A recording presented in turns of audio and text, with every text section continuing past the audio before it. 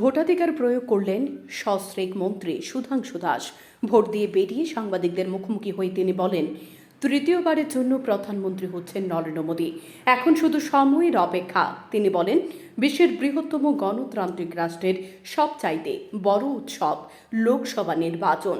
রাজ্যের জনগণ উৎসবের মেজাজে মতাধিকার প্রয়োগ করছেন।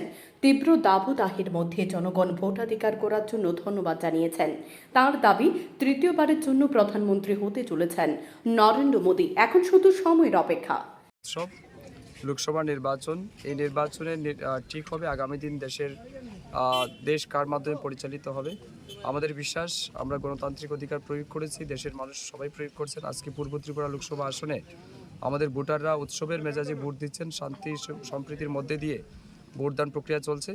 আমাদের বিশ্বাস, আগামী দিন বিকশিত ভারত গড়ার স্বপ্নকে বাস্তবায়িত করতে নরেন্দ্র মোদীজির নেতৃত্বে আগামী দিন আবারও তৃতীয়বার মোদীজি প্রধানমন্ত্রী হতে যাচ্ছেন। সেটা শুধুমাত্র সময়ের অপেক্ষা। আজকের এই ভোটদানে যে সমস্ত ভোটাররা অংশগ্রহণ করেছেন, বিশেষ করে আমার ফটিকরায় বিধানসভা এলাকার সমস্ত ভোটারদেরকে আমি হৃদয় থেকে ধন্যবাদ জানাচ্ছি।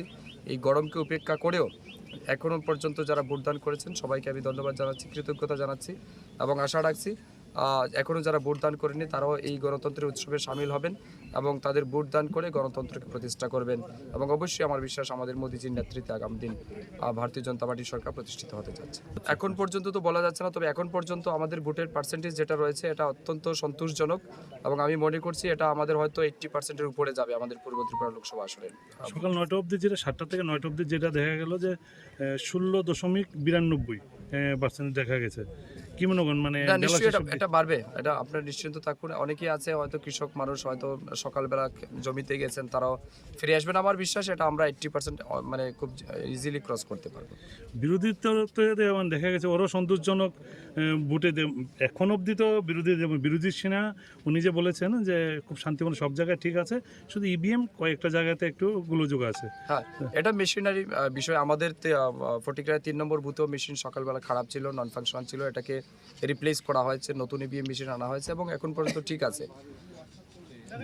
Bureau report, news daily Bharat.